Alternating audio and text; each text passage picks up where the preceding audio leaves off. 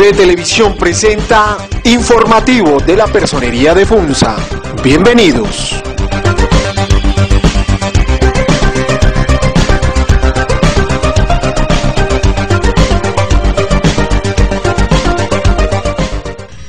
Nuevamente, muy buenas tardes a todos los televidentes del Informativo de la Personería Municipal. En esta oportunidad, para darles a conocer públicamente el calendario electoral 2015 determinado por la Registraduría Nacional del Estado Civil. Así las cosas, el pasado 25 de octubre del 2014 inició la inscripción de ciudadanos en las registradurías especiales, municipales y auxiliares por cambio de lugar de domicilio o residencia. Así las cosas, estamos invitando a todos los ciudadanos que quieran hacer su inscripción en la Registraduría Municipal de Funza a proceder a hacerlo, teniendo en cuenta que para poder hacer la inscripción deben ser residentes de nuestro municipio. En abril 25 de 2015 venció la fecha límite para ubicar mesas de votación en los corregimientos creados hasta la fecha. Valga la pena decir que nuestro municipio tiene 3 zonas, zona 1, zona 2 y zona 90, y tenemos 9 puestos de votación. El 25 de abril es la fecha máxima para hacer modificaciones. Se incluyó un nuevo puesto en Suame para toda la gente nueva que está habitando este conjunto residencial. El próximo 25 de junio vence el término para el registro del Comité de Grupos Significativos de Ciudadanos. ¿Qué significa esto? Que todas aquellas personas que quieren postularse a un cargo de elección popular, llámese alcaldía o llámese consejo, si no tiene el aval de un partido o movimiento, lo podrá hacer a través de un grupo significativo de ciudadanos, que se hace a través de un grupo de personas, 3, que deberán manifestar tal interés en la registraduría y hacer su inscripción. El mismo 25 de junio se da la suspensión de incorporación en el censo electoral de cédulas por primera vez. ¿Esto qué quiere decir? Que las cédulas que fueron solicitadas por aquellos chicos o chicas que cumplieron 18 años serán incluidas en el censo electoral y obviamente tendrán la posibilidad de votar si a la fecha de elecciones les ha sido entregada su cédula de ciudadanía. El mismo 25 inicia el periodo de inscripción de candidatos, tanto a alcaldías como a consejos y a gobernaciones. El 25 de julio del 2015 inicia la propaganda electoral empleando el espacio público.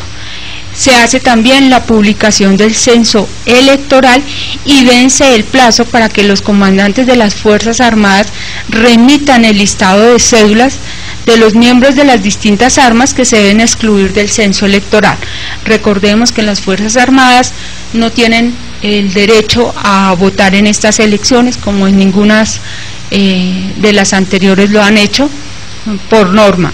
El 25 de julio también vence la inscripción de candidatos. En ese orden de ideas, los candidatos tienen del 25 de junio al 25 de julio para realizar su respectiva inscripción en la registraduría municipal. El 26 de julio se da la solicitud de lista de jurados de votación de las entidades públicas, privadas, directorios políticos y establecimientos educativos. Es decir, en ese sentido la registraduría conoce de los listados de posibles ciudadanos para ser jurados de votación. Desde el 26 de julio a octubre 9 de 2015 inicia el sorteo y publicación de las listas de jurados de votación. Esta situación es de bastante importancia porque los ciudadanos tienen la obligación, una vez son inscritos y sorteados como jurados de votación, de cumplir con la obligación. Es una obligación de carácter legal. El 28 de julio del 2015, los registradores, de acuerdo con el alcalde, establecerán mediante resolución los lugares donde se instalarán las mesas de votación. Si bien es cierto, ya tenemos definidas las zonas 1, 2 y 90 y los puestos de votación, el alcalde y el registrador deberán puntualmente determinar la instalación de las mesas en los lugares ya predeterminados. El 28 de julio también a su vez inicia la propaganda electoral a través de los medios de comunicación social. El día 31 de julio del 2015 vence la oportunidad para la modificación de candidatos por renuncia o no aceptación. Y también tenemos que los delegados y registradores distritales deben reportar los candidatos inscritos inmediatamente al vencimiento del término para la modificación de listas. En ese orden de ideas, recuerden, 31 de julio vence el término para hacer modificación de candidatos por renuncia o por no aceptación. El 2 de agosto de 2015 es la publicación del listado de candidatos inscritos en la web y en un lugar visible, es decir, vamos a conocer públicamente y oficialmente cuáles son los candidatos inscritos. Se remite tales listados a los organismos competentes para certificar sobre las causales de inhabilidad, la Registraduría Nacional Electoral.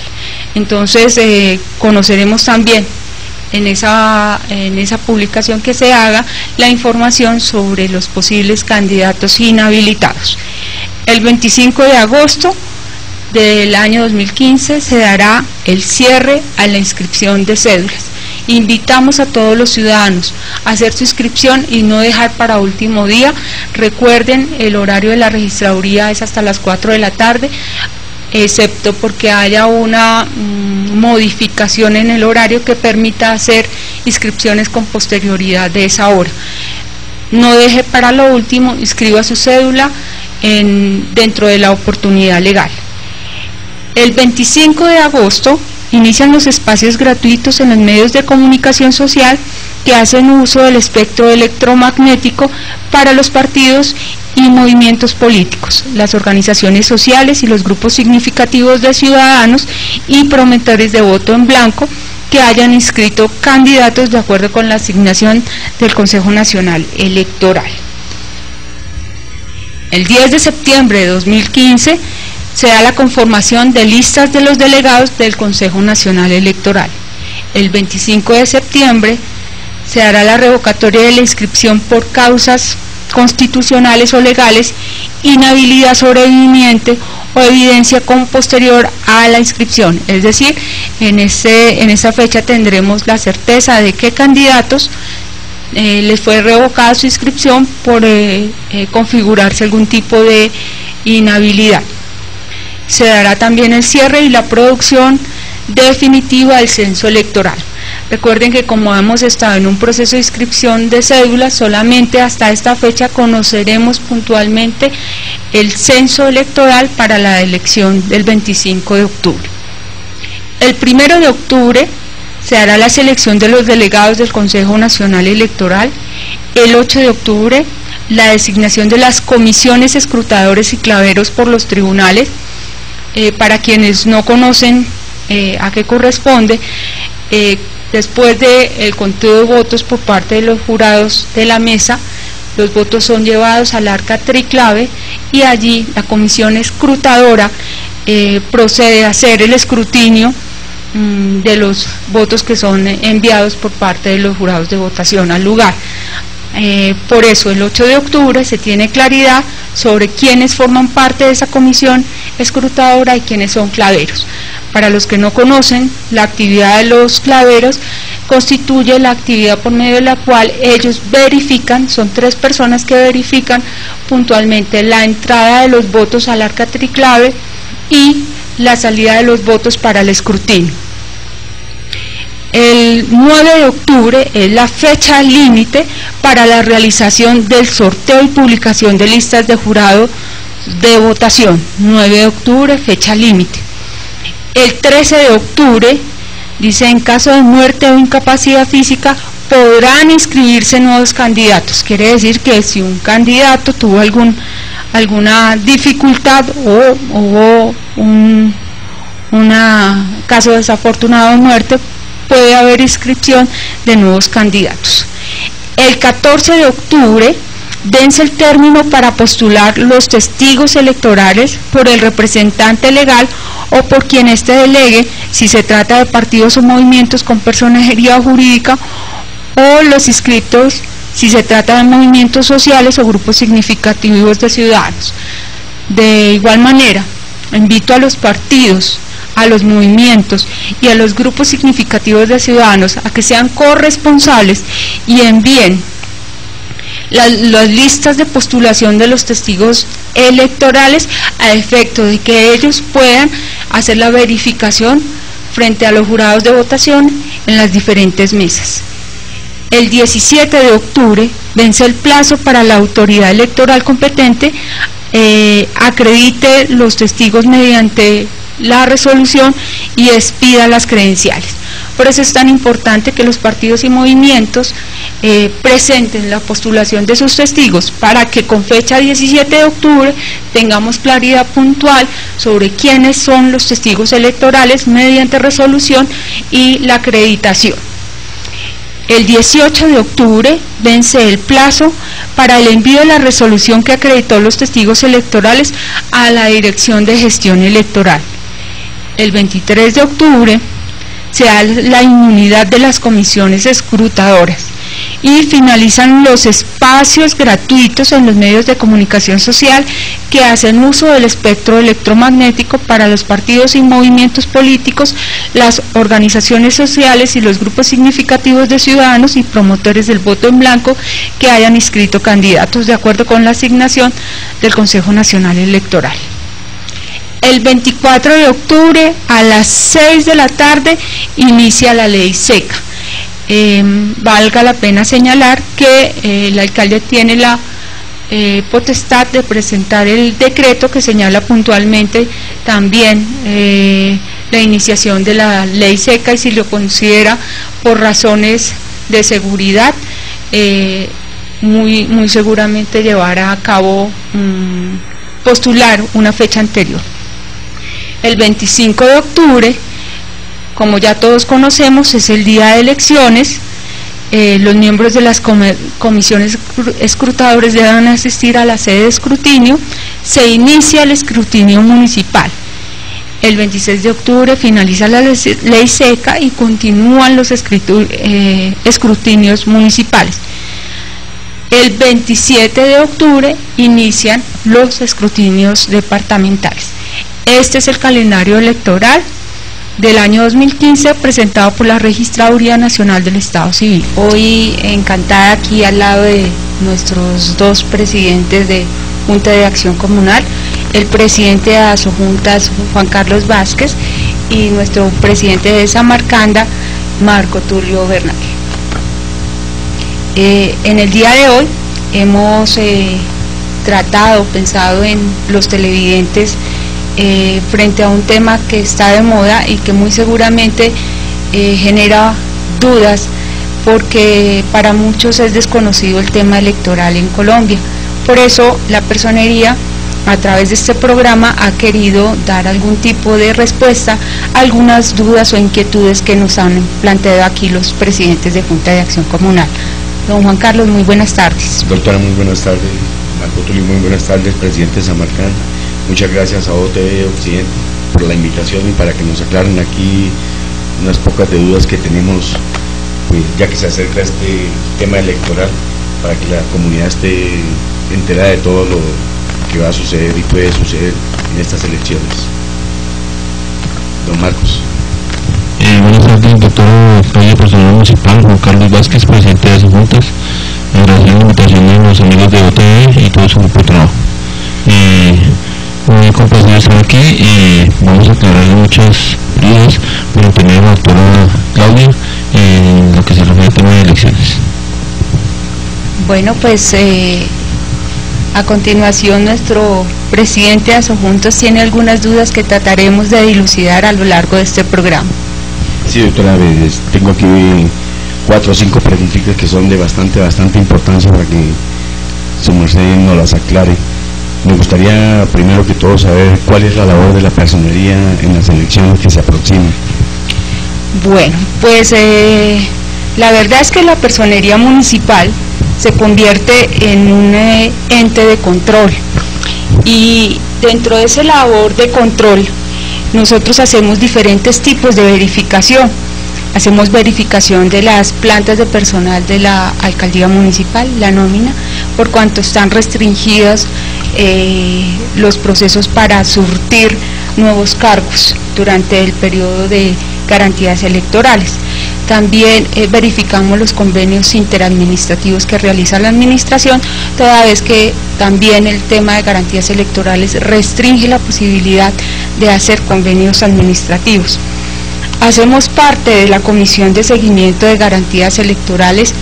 Es un comité que se reúne con determinada frecuencia dependiendo de la solicitud del señor registrador o de las partes interesadas en el proceso, para dilucidar dudas frente al proceso electoral. Realizamos visitas a los puestos de votación. De una vez les informo, en FUNSA hay 9 puestos de votación, 2 zonas, zona 1, zona 2 y zona 90, que corresponde al puesto censo. Verificamos el arca triclave. Para quienes no conocen qué es el arca triclave, corresponde al lugar en donde se depositan los votos para el escrutinio. Verificamos el congelamiento y descongelamiento de cédulas, que corresponde puntualmente al hecho de que la registraduría debe congelar la entrega de cédulas antes de elecciones y descongelarlas una vez terminadas las mismas. Verificamos el proceso de capacitación de jurados de votación e incluso la capacitación de testigos electorales. Hacemos acompañamiento en lo que corresponde al sorteo de los jurados de votación. Verificamos la asistencia a los jurados de votación a los puestos el día de elecciones. Acompañamos el proceso de conteo de votos, de la misma forma el escrutinio. Recibimos todas las quejas relacionadas con el proceso electoral y le damos el trámite correspondiente de acuerdo a la autoridad competente, o iniciamos las acciones disciplinarias cuando desde nuestra competencia, si tenemos quejas por inhabilidad de candidatos, las presentamos ante el Consejo Nacional Electoral. Estas son algunas de las funciones que la personería cumple durante el proceso electoral, entre otras muchas que se van dando y surtiendo durante el trámite del mismo. Doctora, vemos que eso es bastante trabajo que usted tiene. Mi compañero Marcos, usted tiene una pregunta que hacerle también. Sí, doctora, yo quisiera saber a partir de cuándo se inician las campañas electorales. Bueno, para poder dilucidar este tema es importante saber qué es una campaña electoral. Y la campaña en términos generales corresponden a la financiación y rendición pública de cuentas de una campaña que implica un conjunto de actividades relacionadas con el propósito de convocar a los ciudadanos a votar por una determinada persona o abstenerse de hacerlo. Dentro de las campañas electorales está la posibilidad de hacer, y forma parte de la misma, la propaganda electoral, que es una actividad propia que cumple la función de promover masivamente los proyectos electorales de un candidato para someterlos a consideración de los ciudadanos y buscar así que haya una participación en la votación de que se trate. Se busca a través de la campaña electoral la recaudación de contribuciones y la realización de gastos de campaña que tienen que ser adelantada por los partidos, por los movimientos políticos o por los grupos de ciudadanos significativos de ciudadanos. En términos generales, ¿cuándo inicia la campaña electoral? Pues el 25 de julio del 2015 en este caso, inicia la propaganda electoral empleando el espacio público. Es decir, antes de este periodo no es posible que nosotros veamos en nuestras calles, en nuestros postes ni en ningún lugar propaganda electoral. Posterior a la fecha 25 de julio ya podremos empezar a ver publicidad en espacio público. El 28 de julio inicia la propaganda electoral a través de medios de comunicación social y el mismo 25 de agosto inician los espacios gratuitos en medios de comunicación social de los que hacen uso el espectro electromagnético. Entonces hablamos de programas de televisión y programas radiales que buscan los candidatos, a los que buscan los candidatos acceder para presentar sus proyectos de gobierno. Muchas gracias, doctora. Doctora, ya que se habla de ese tema tan importante que viene, ¿cuál es la función del voto en blanco y aquí en Funza se va a aplicar? ¿Eso es ley nacional? Sí, el voto en blanco es una de las posibilidades que tienen los ciudadanos para expresar un disentimiento, una abstención, una inconformidad que efectivamente tiene efectos políticos.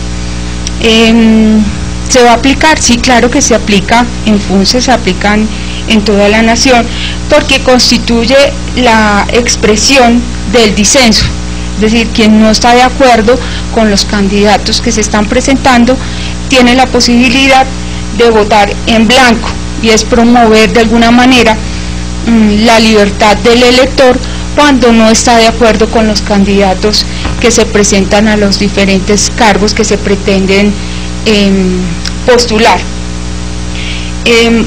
Vale la pena aclarar que en ningún momento el voto en blanco se cuenta al candidato con mayores votos. Siempre el voto en blanco implica un conteo diferente y aparte que si supera el 50% de la votación implica una nueva elección, una nueva votación. Por eso es que es tan importante el voto en blanco, porque finalmente lo que representa es la expresión de disenso de los ciudadanos frente puntualmente a los candidatos que se presentan para un cargo.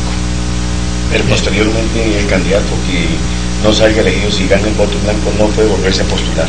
Correcto, así es, no se puede volver a postular. Doctora, hay una pregunta interesante que tienen duda. ¿Quiénes pueden participar en las elecciones? Sea comunales, sea departamentales, municipales, nacionales, para aclarar el tema ¿se podría utilizar el tema de la democracia? Claro que sí. El voto es una forma de participación ciudadana, y en ese orden de ideas tiene la posibilidad de votar todos los ciudadanos colombianos mayores de edad. Tenemos que tener en cuenta que en Colombia la mayoría de edad es a los 18 años, pero esa condición se cumple siempre y cuando hagan parte del censo electoral. Puede ser que un ciudadano tenga la mayoría de edad, pero que no haga parte del censo electoral, y si no hace parte del mismo, pues es imposible votar. Ahora, como se trata de unas elecciones de carácter regional, la persona tiene que estar inscrita en el municipio donde pretenda votar. En ese orden de ideas, una persona que reside en el municipio de Funza tiene que inscribirse en el municipio de Funza para poder votar por su candidato en el municipio de Funza. Si es de otro lugar, pero residente de nuestro municipio, tiene esa posibilidad. Cuando no es residente en nuestro municipio, es cuando por razón ética no debiera inscribirse en nuestro municipio, porque obviamente si reside en otro tendría que votar en ese otro municipio en donde esté el candidato de su preferencia. Bueno, doctora, esto es muy bueno y muy interesante saberlo, ¿no?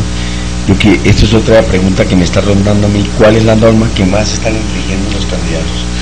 Bueno, esa es una de las dudas que se generan por parte de la ciudadanía frente a cuál sería realmente esa norma que algunos incumplen, pero en realidad son tantas las normas que debe seguir un candidato que no importa cuál es la que más incumplen, sino el hecho de que vayan en contra de la norma.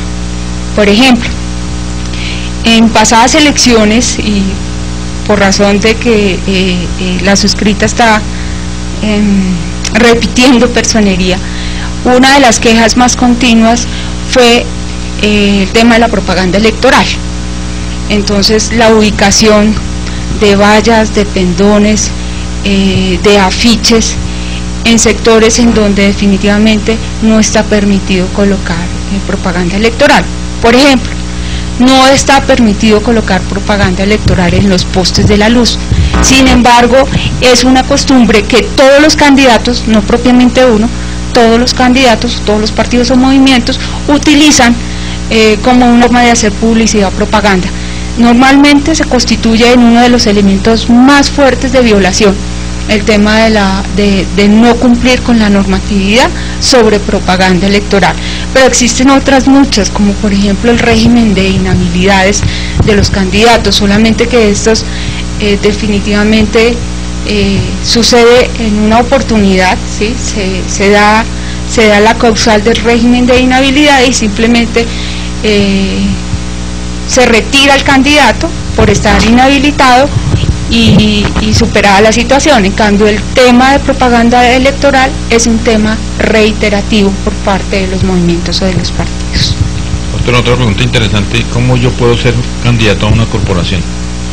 Bueno, una pregunta importante, porque a veces desconocemos la norma, y como desconocemos la norma pensamos que eso está hecho para otros y no para nosotros, y resulta que no.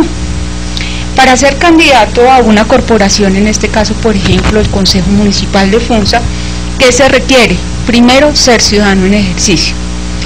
Ser ciudadano en ejercicio implica haber cumplido los 18 años de edad y no estar inhabilitado para ejercer democráticamente un cargo público.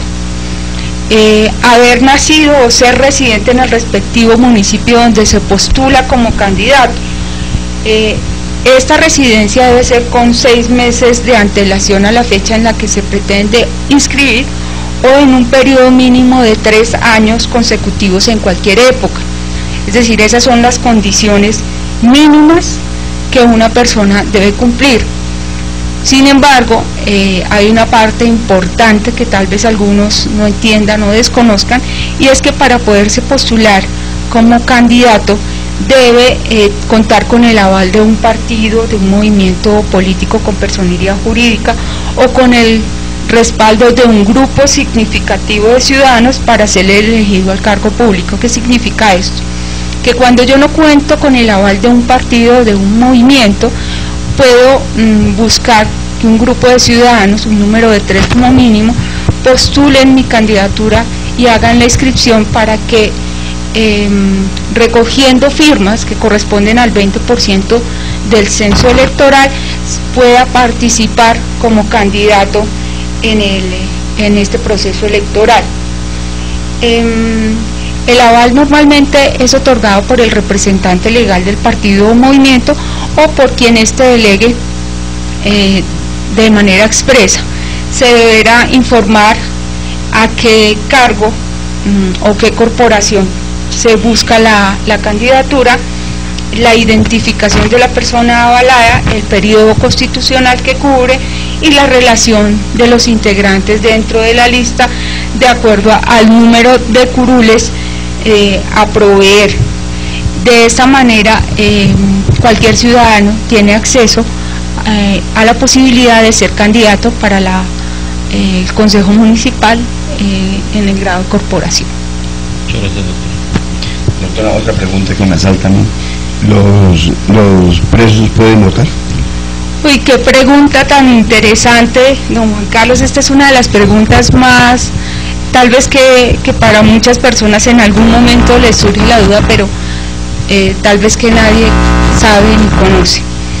Pues existe una sentencia de tutela del año 1994, la 324, de la Corte Constitucional, que dejó sin efecto la circular de la registraduría que decía que para poder los presos votar tenían que haber por lo menos 50 personas privadas de la libertad en una cárcel, por ejemplo, cabecera de circuito, para poder pensar en votar.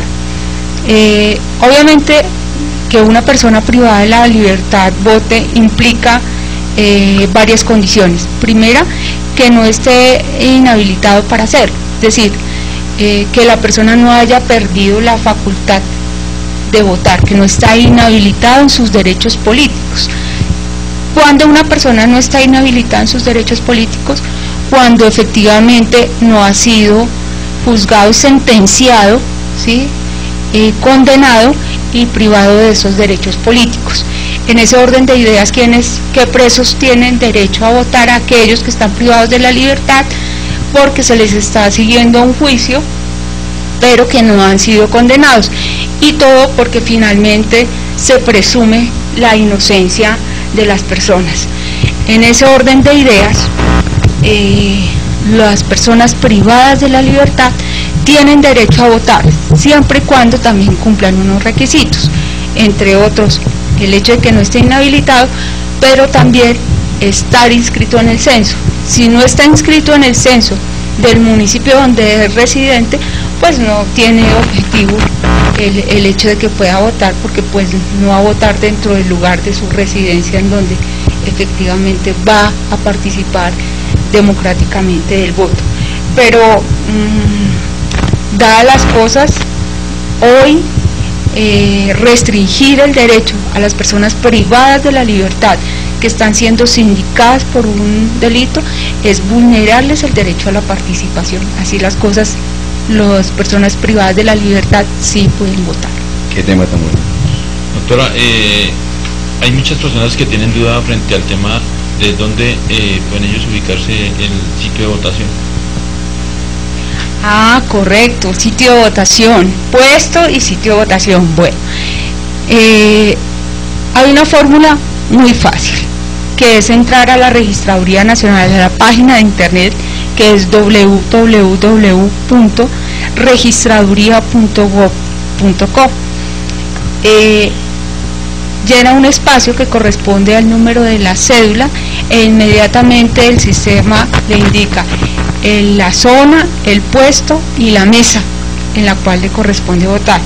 Pero si por alguna razón no cuenta con la posibilidad de tener acceso a internet, puede acercarse a la registraduría municipal en donde está puesto el censo electoral, y allí le indicarán en qué mesa y en qué puesto le corresponde votar. Doctora, ¿nos quiere repetir la página de la registraduría? Claro que sí, www.registraduría.gov.co. Gracias, doctora. Doctora, estamos hablando que tipo 4 de la tarde están terminando las elecciones, ¿no? Correcto, sí señor. Después de eso, ¿qué personas pueden estar presentes allá en el momento del conteo de los votos? Bueno, ¿quiénes pueden estar presentes en el conteo de los votos? En primera instancia, los jurados de votación. Hay que tener claro que cada mesa está constituida por 6 jurados de votación, pero también hay que tener claro que la norma establece que una mesa podrá funcionar hasta con 2 jurados de votación. El ideal es que estén los 6. El hecho de que 4 no estén implica justamente para ellos unas sanciones de carácter disciplinario e incluso pecuniario por no asistir sin una razón justificada. Además, para hacer el proceso electoral más garante y más transparente, es absolutamente importante la presencia de los jurados de votación, que como decía inicialmente, son 6 y son quienes inicialmente hacen el conteo de votos que han recibido durante la jornada. Pero también está el testigo electoral. ¿Quién presenta el testigo electoral? Pues el partido o el movimiento que solicita ante la registraduría que sea avalado para participar como testigo electoral. Y podría estar presente el Ministerio Público verificando justamente el conteo de votos que está haciendo el jurado, pero quiero dejar en claro lo siguiente, y es que quien dirige la mesa y la forma como se hace el conteo de votos es directamente los jurados de votación a través de su presidente. Nadie más es responsable de ese conteo de votos. Perfecto, doctora. Se terminan de contar los votos, ¿no? ¿Todos los jurados tienen derecho a firmar la planilla o solamente la firma el presidente? Todo el proceso debe ser firmado por los 6 jurados de votación. Es supremamente importante justamente el hecho de que una planilla esté sin las firmas de los jurados de votación es un problema posterior para los jurados. Incluso podrían impugnar el conteo de los votos de esa mesa por no estar firmado por los 6 jurados de votación. Perfecto, doctora. Doctora, surge una pregunta muy interesante, y esto sería bueno para los jurados. ¿cuáles son las causales de anulación de un voto? Bueno, en términos generales, los votos son nulos cuando no se puede determinar claramente cuál es la intención del sufragante, es decir, en el voto no se puede identificar con claridad cuál es el candidato por el que se pretendía votar. Entonces, suceden, por ejemplo, que se hacen marcas en el voto que no definen claramente el candidato por el que se pretendía votar. Cuando los electores, por ejemplo, también marcan 2 o más partidos o movimientos políticos, bien sea en sus logos o en su lista de candidatos, porque se entendería que está votando por 2 personas diferentes o por 2 movimientos diferentes. Cuando los electores marcan un partido o movimiento político y la casilla voto en blanco, entonces además de votar por un partido o por un candidato, votan en blanco, es nulo el voto. Cuando el elector marca un logo de un partido y el número de un candidato de otro partido o de otro movimiento. Solo por poner un ejemplo, marca por ejemplo el partido de la U, pero un candidato del Partido Conservador, inmediatamente el voto queda anulado. Cuando el elector marca más de una casilla, en el caso de las tarjetas para alcaldes y gobernadores, es obvio, no podría ser que marque 2 casillas de 2 personas que están siendo elegidas para ser alcaldes, porque no se podría definir por cuál de los 2 es que tiene la intención de voto. Y cuando el elector marca una casilla correspondiente a un candidato y el voto en blanco, como ya lo había mencionado, no se define puntualmente la intención de voto del sufragante, y en estos casos el voto es nulo. Doctora, otra pregunta. ¿Todos los candidatos tienen derecho a exigir el reconteo de los votos? Todos los candidatos tienen, mire, el reconteo de votos se hace ya en la zona de escrutinio. El testigo electoral es el que tiene la facultad de, frente a los jurados de votación, de presentar cualquier tipo de reclamación, el testigo electoral. Partamos de lo siguiente: quienes están en el conteo de votos, ¿quiénes son? Testigos electorales, no candidatos. No estamos hablando de candidatos, porque eso querría decir que cada candidato podría estar en una y en otra y en otra y en otra mesa, y eso no es cierto. El partido o movimiento presenta sus testigos electorales para que hagan la vigilancia de una mesa o de varias mesas. Eso sí es posible.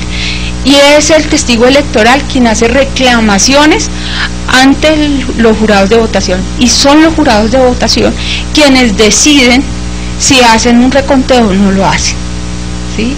Y ya en escrutinio es el testigo de escrutinio el que tiene la posibilidad de presentar quejas ante la comisión escrutadora para un reconteo de votos, y es la comisión escrutadora la que tiene la posibilidad de resolver esa solicitud hecha por el testigo. Pero en ningún momento podemos hablar de candidatos si los candidatos no son testigos electorales. Bueno, muchas gracias, doctora. Doctora, ¿hasta cuándo los candidatos pueden hacer reuniones públicas? Bueno, pues las reuniones públicas se dan normalmente con el cierre de campaña, ¿sí? Cuando me preguntas hasta cuándo es la última posibilidad que tienen los candidatos de hacer estas actividades que son de carácter público y que buscan justamente promover su candidatura, normalmente son 8 días antes de la elección, es que se genera la posibilidad de hacer reuniones públicas. Posteriormente a esos o dentro de esos 8 días, el término de las reuniones públicas está ya vetado. ¿Eso va para radio y televisión también, doctora? La publicidad electoral tiene otra fecha de cierre. Ya te digo puntualmente cuál es.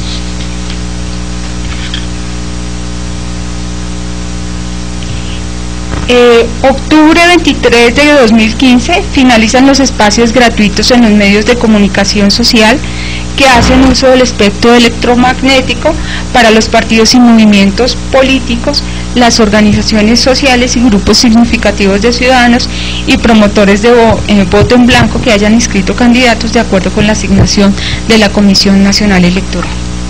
Bueno, perfecto.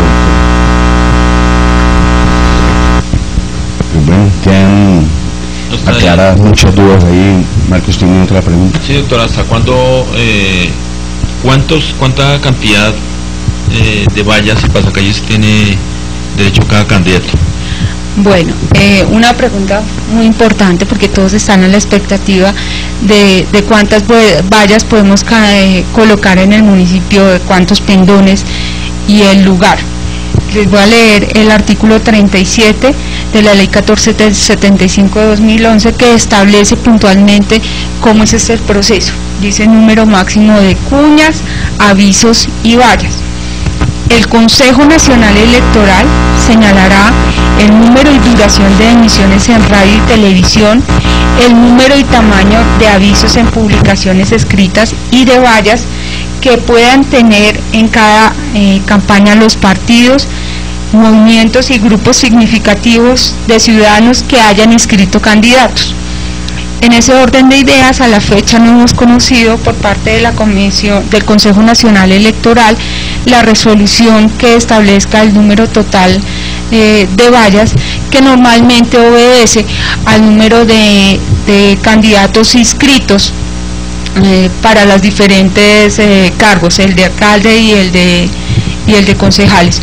Una vez salga la resolución por parte del Consejo Nacional Electoral, el alcalde municipal deberá sacar también a su vez normatividad que establece el lugar en donde se pueden ubicar estas vallas y estos pendones y la utilización del espacio público, porque vuelvo y repito, no todos los lugares ni toda la publicidad es válida en todos los sitios como la gente lo pretendiera utilizar.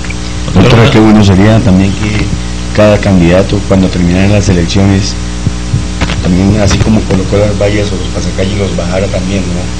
La parte visual, la parte de ambiente, que cada candidato lo hiciera también, ¿no? O esto nos obliga a la administración municipal. Pues se supone que es un tema de corresponsabilidad. Aquí los candidatos tienen la oportunidad de colocar un número de vallas y pauta publicitaria en diferentes sitios, los establecidos por la administración municipal, pero a su vez tienen la corresponsabilidad de retirar todo este tipo de propaganda, en el entendido de que muy seguramente al 25 de octubre, cuando sea la finalización de la actividad electoral, pues vamos a estar visualmente cansados y un poco, digo yo, tal vez atropellados con la cantidad de publicidad que se coloca. Entonces, desde ya el llamado a los movimientos, a los partidos políticos y a los candidatos a ser corresponsables, no solamente con la publicación en los lugares en donde corresponde, sino con el retiro de toda la publicidad a efecto de tener nuestro municipio, como siempre lo hemos tenido, un municipio bello y que haga honor a nuestra ciudadanía, pues. Doctora, aquí va una pregunta muy importante y que muchas personas de pronto no la hacemos. ¿Cuáles son los montos para un candidato al Consejo y a la alcaldía que pueden ser utilizados en campaña? Bueno, esta es una pregunta bastante fuerte y tengo que contarles que los montos los establece el Consejo Nacional Electoral, que tiene normalmente en enero de cada año electoral, puntualmente frente a estas elecciones, que sacar pues su resolución estableciendo puntualmente cuáles son los montos. Los montos dependen de dos circunstancias puntualmente: de la categoría en la que esté en el municipio y del número de personas que hagan parte del censo electoral. Así las cosas, yo me atrevo a presentarles como ejemplo la resolución número 127 del 30 de enero de 2015, por medio de la cual el Consejo Nacional Electoral fijó esos topes y señaló, por ejemplo, para municipios, vamos a poner el ejemplo que casi que nos toca a nosotros, toca determinar efectivamente el censo electoral para poder tener la certeza. Dice: en los distritos y municipios con censo electoral comprendido entre 50.001 y 100.000 ciudadanos, la suma de 541.087.905 pesos moneda corriente. Esa es la suma que se establece como monto para el gasto del tema electoral a la alcaldía.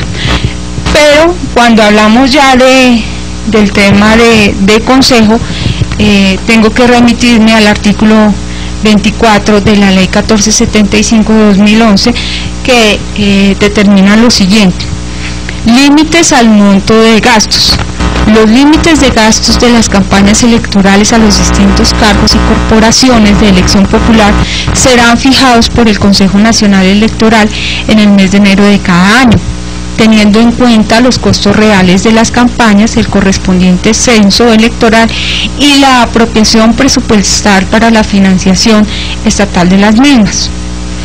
Para efectos del cumplimiento de esta disposición, el Consejo Nacional Electoral, con el apoyo del Ministerio de Hacienda y de Crédito Público, deberá periódicamente realizar estudios que correspondan con el objeto de garantizar los límites de los montos del monto de gastos fijados que reflejen el valor real de las campañas electorales.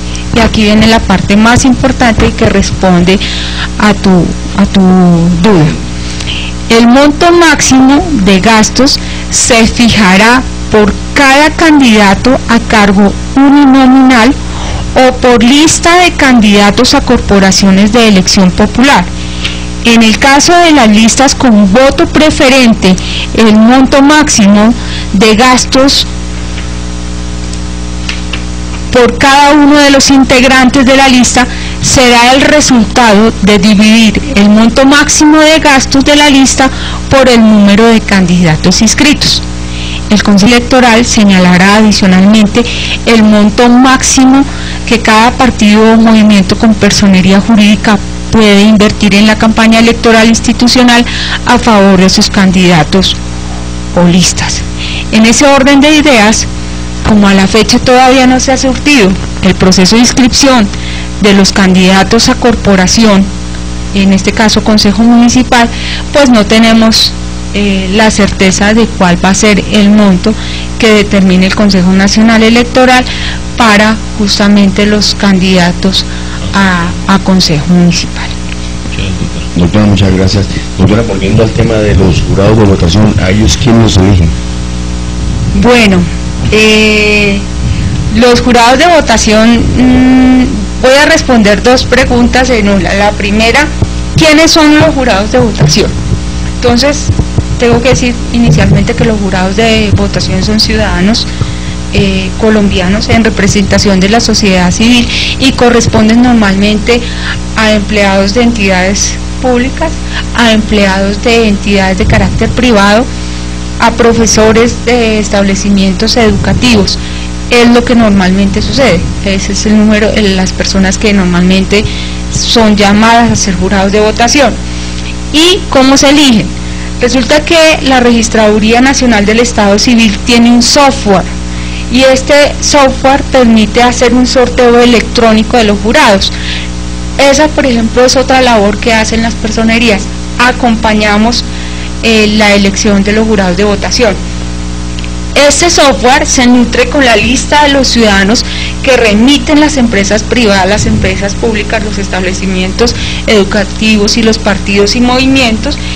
Se entiende que jurados de votación no pueden ser personas mayores de 60 años, y el software se alimenta con la lista y simplemente uno hace un clic sobre una tecla, que dice sorteo de jurados de votación, y aleatoriamente de la lista el software para cada mesa y para cada puesto de votación va seleccionando 6 jurados de votación y 2 remanentes, es lo que normalmente sucede. Por eso es muy difícil que a una persona normalmente le toque con las mismas que ya conocen en una elección anterior o en un mismo puesto de votación o en una misma mesa, porque definitivamente el software determina puntualmente y de manera aleatoria quiénes son jurados de votación en una mesa. Doctora, muy interesantes sus respuestas. Pues esperamos que estas respuestas que nos dio a nosotros hoy hayan servido de gran utilidad para los precandidatos o candidatos que vayamos a tener en el municipio de Funza. No, claro, y próximamente, pues, si nos salen más dudas, estaremos ahí presentes para que la doctora nos saque todas esas dudas que van apareciendo en el camino. Pues con mucho gusto la personería está a disposición de todos los ciudadanos funzanos.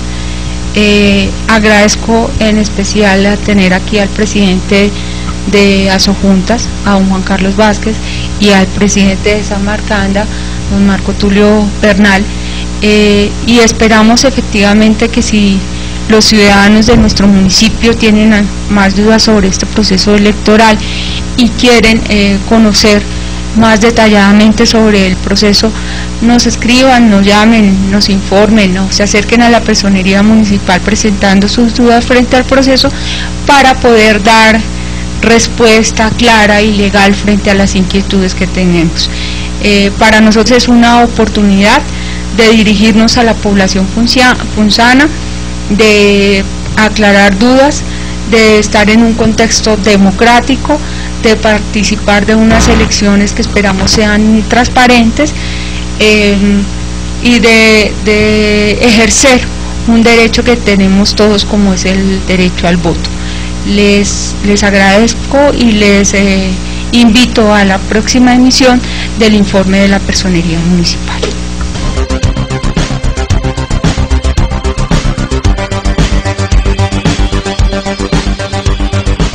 OTV Televisión presentó el informativo de la personería de Funza.